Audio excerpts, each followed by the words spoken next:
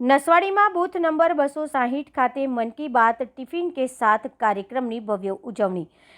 વડાપ્રધાન નરેન્દ્ર મોદીના લોકપ્રિય રેડિયો કાર્યક્રમ મન કી બાતના લેટેસ્ટ એપિસોડને સાંભળવા માટે સમગ્ર ગુજરાતમાં ભાજપ દ્વારા વિશેષ આયોજન કરવામાં આવ્યા છે, જેના ભાગરૂપે છોટાઉદેપુર જિલ્લાના નસવાડી તાલુકામાં બૂથ નંબર 260 પર આવેલા બાપા સીતારામ મંદિર ખાતે એક વિશેષ કાર્યક્રમ યોજાયો હતો।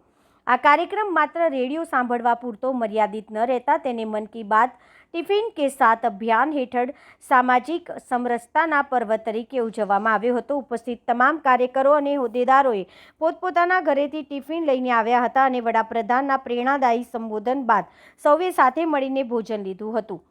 પક્ષના હોદ્દેદારોની પ્રેરણાદાયી ઉપસ્થિતિ આ કાર્યક્રમમાં નસવાડી તાલુકા ભારતીય જનતા પાર્ટીના તમામ નાના મોટા હોદ્દેદાર અને કાર્યકરો અને સ્થાનિક આગેવાનો ઉત્સાહભેર જોડાયા હતા।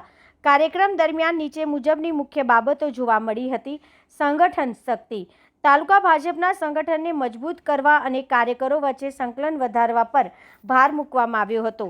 જનસંપર્ક, બાપા સીતારામ મંદિર જેવા પવિત્ર સ્થળે ગ્રામજનો સાથે મળીને વડાપ્રધાનના વિચારોનું આદાન પ્રદાન કરવામાં આવ્યું હતું। વિકાસની ચર્ચા, મન કી બાતમાં વડાપ્રધાને ઉલ્લેખેલા વિવિધ વિષયોને સરકારી યોજનાઓને છેવાડાના માનવી સુધી કઈ રીતે પહોંચાડવી તે અંગે પરામર્શ કરવામાં આવ્યો હતો।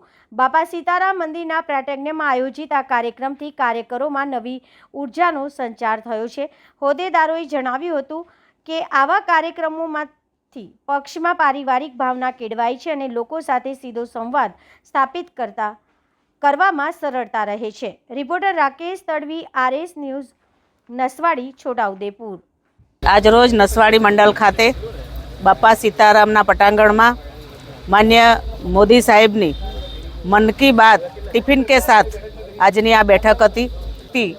સારો ઉમેદવાર હશે એને ભારતીય જનતા પાર્ટીના કાર્યકર્તાઓ જીતીને એ તાલુકા પંચાયત અને જિલ્લા પંચાયતમાં બેસાડશે અને આગામી દિવસોમાં ખૂબ સારો અમારા જિલ્લાનો વિકાસ થાય એવી હું આશા રાખું છું।